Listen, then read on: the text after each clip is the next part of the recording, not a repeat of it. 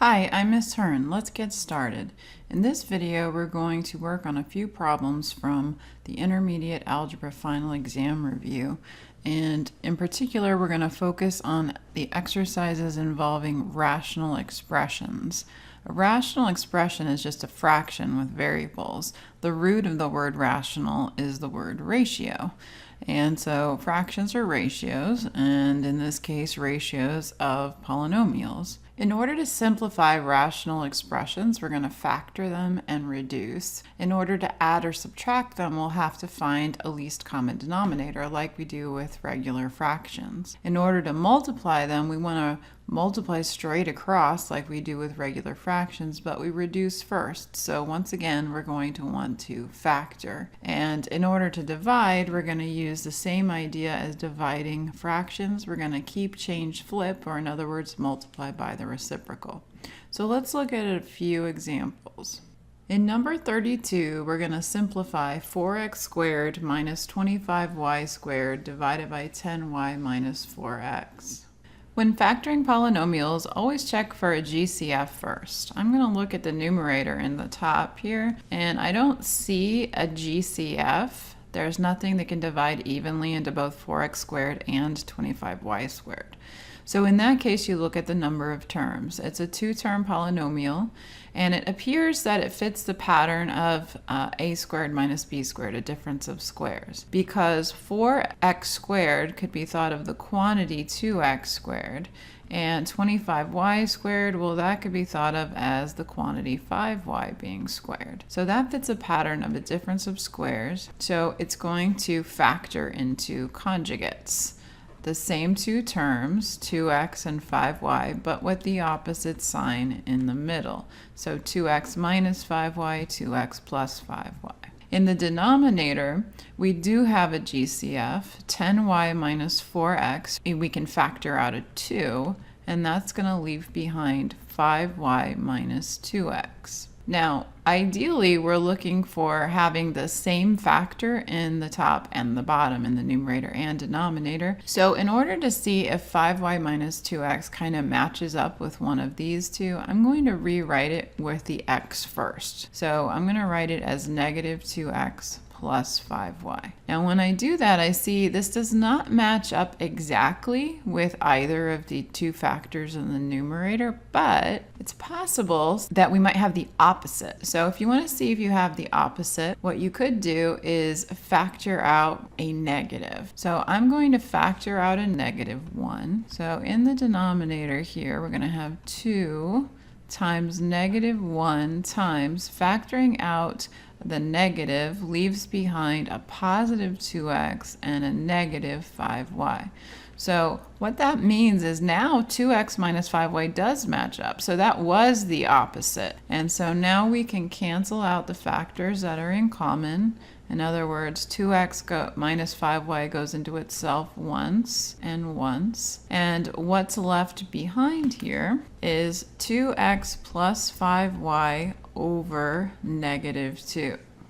Now our final exam is going to be multiple choice, and there are several ways that an equivalent rational expression could be written for 2x plus 5y over negative 2. In a fraction, the negative could go in the denominator as we have it written, or in this second equivalent version, we could have the negative in the numerator, or we could just, as in the third case, have the negative written out front of the fraction. These all mean the same thing. And so if you look at item number 32 on our final exam review, item A has the negative out front. So you're going to have to figure out which one is actually equivalent to when you look at these options. Now we're going to look at number 5. We're going to divide 4x minus 16 over 5x plus 15 by 4 minus x over 2x plus 6. But in order to divide, we are going to keep, change, flip, or in other words, multiply by the reciprocal. We keep this first fraction the same, change to multiplication, and flip over the second fraction to form its reciprocal. Now, in order to multiply, we are going to multiply straight across. But if we multiply now, we might be multiplying bigger numbers and expressions than necessary, because we could always factor and reduce first. So that's what I'm going to do. In the numerator, we have a common factor of 4. So I have 4 times, and what's left behind is x minus 4.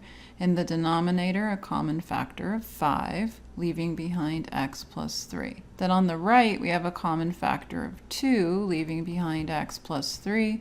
And in the denominator, I'm going to first of all think of switching this around, because in the other factors we have the x first. So if we were to write 4 minus x in the order where x comes first, that would look like negative x plus 4. And that doesn't match up with any of the other factors where we might reduce, but it looks like it's the opposite. So what I'm going to do is factor out a negative 1, and that leaves behind x minus 4.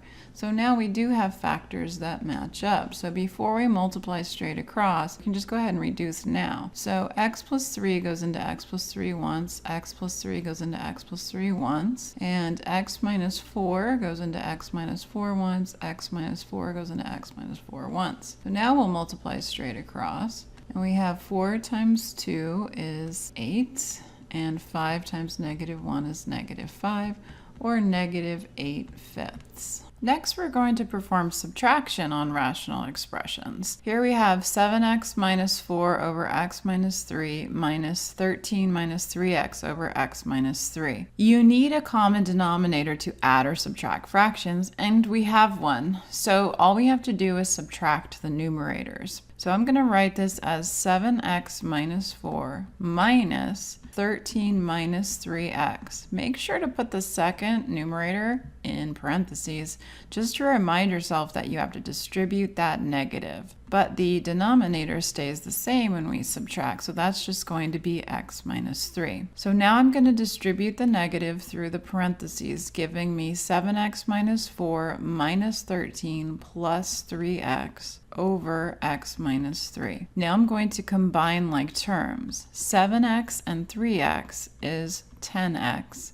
Negative 4 and negative 13 is negative 17, and this is over x minus 3. You should always check to see if you can reduce. In other words, you have to check to see if we can factor and divide out any common factors. But there's nothing that goes into both 10x and negative 17.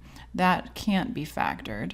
So this expression cannot be reduced, and we're done. But what if we don't start with a common denominator? Well, in that case, we need to find the least common denominator. To find a least common denominator, we factor each denominator completely, list each unique factor to the highest power it appears, and multiply those together, and we get the LCD. So let's take a look at the next problem, number 36, where we have 5 over 4x squared minus 2 over 3x. First, we find the least common denominator by factoring each denominator. Now, factoring just means writing as a product. So 4x squared doesn't have any sums and 3x doesn't either. So they're both pretty much written as a product. But one thing that I find helpful is to write the numbers as their prime factorization. Primes are the numbers that can't be divided by any other number. So for example, 4 can be broken down into 2 times 2. These are primes. 2 is the smallest prime number. It's only divisible by itself in 1. So that means that 4 could be thought of as 2 squared. So we have two denominators that we want to find the LCD for. 2 squared x squared and 3x. 3 is already prime, by the way. So we're going to construct the LCD by first listing each unique factor. The factors are the things being multiplied, or the bases. So we have a factor of 2, we have a factor of 3, and a factor of x. We don't have to write the x twice. Sometimes people think they have to because it appears in both denominators, but each unique factor only has to be written once.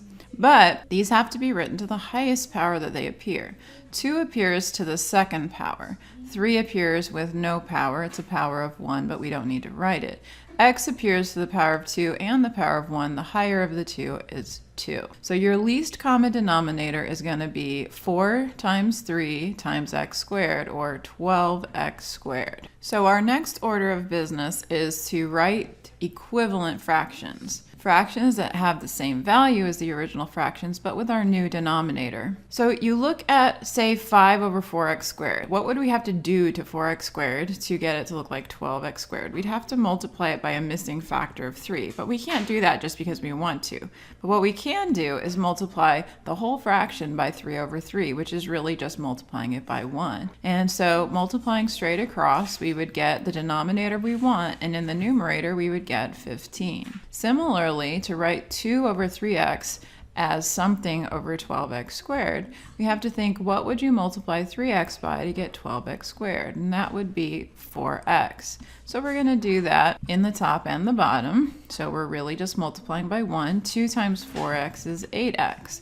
And now, since we have common denominators, we subtract the numerators, 15 minus 8x over, and the denominator stays the same, 12x squared. Now you should always check if you can reduce, but there's no GCF that goes into 15 and negative 8x, so we're going to not be able to factor that numerator any further, and you can only cancel factors, not terms, so there's nothing more that we can do. Now we're going to look at item number 6. For number 6, we have a slightly more complicated addition of two fractions, two rational expressions. They're not common denominators, so we're going to have to factor and find the LCD. So one denominator is x squared minus 9, but x squared minus 9 factors into x minus 3, x plus 3. The other denominator is x squared minus x minus 12. That factors into x minus 4 times x plus 3. You can use the AC method or whatever method you're accustomed to for factoring a trinomial to get that factorization. So our LCD has to have each unique factor, factors are things being multiplied, so things in parentheses, to the highest power it appears. If you look at each denominator separately,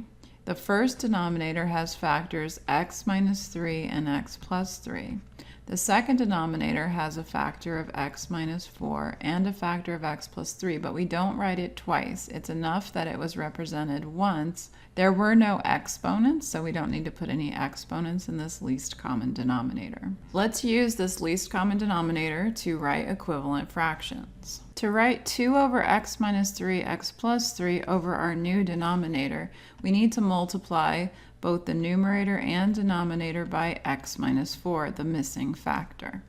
So distributing that 2, we would have 2x minus 8 in the first rational expression. To rewrite 5 over x minus 4 times x plus 3 over the new denominator, here we're missing a factor of x minus 3, so we have to multiply that in the numerator and denominator. Distributing the 5, we would have 5x minus 15. Now we're going to add the numerators together, keeping the denominator the same. 2x plus 5x is 7x. Negative 8 plus negative 15 is negative 23. And the denominator remains x minus 3 times x plus 3 times x minus 4. We should always check to see if we can reduce, but there's no common factor to 7x and 23, so if the numerator won't factor, it definitely doesn't have a common factor with the denominator. So we're done. In the next video, we're going to talk about complex fractions. We'll work on exercise number 7. I hope you found this video helpful. If you did, please remember to give it a thumbs up. If you like it, that helps other students to find the video.